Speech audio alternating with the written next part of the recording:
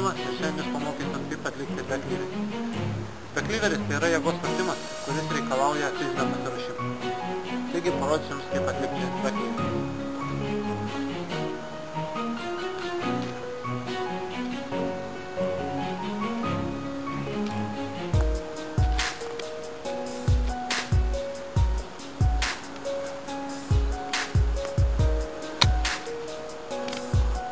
Taigi nuo beklyver pratimo dirbo jūsų nugara ir jūsų rankos.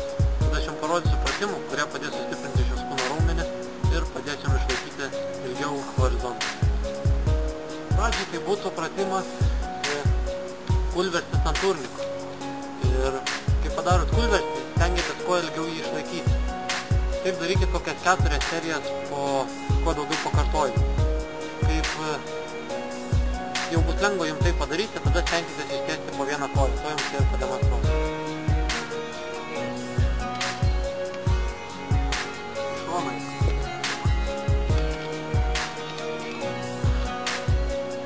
Ir kitas dalykas.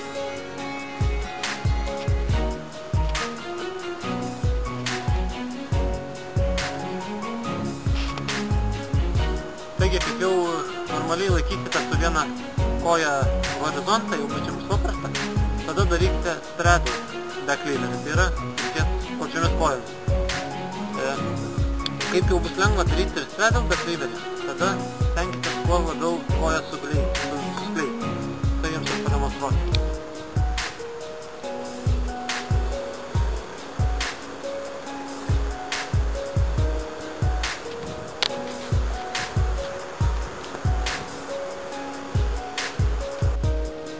Taigi parodysiu jums dar vieną pratimą, kuris padės jums sustiprinti nugaros raumenį, kaip jau nors truputį išlaikysite atbulinį horizontą su glaustomis kojomis. Tai jums dabar ir pademonstruosiu. Visų pirma, verkitės atbulai ir stengitės kuo lėčiau nuleisti kojas į beklyverio poziciją.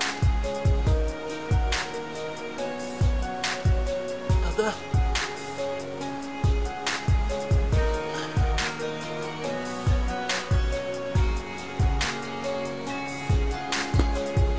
taip darykite 4 serijas, po kuo daugiau pakartojimų, kiek maksimumą jūs galite padaryti.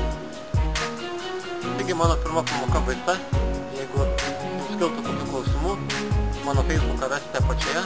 O jeigu jums patiko mano video, dalinkitės, laikinkit, žinoma prenumeruokit ir sukursiu daugiau tokių pamokų. Tikiuosi padėjo.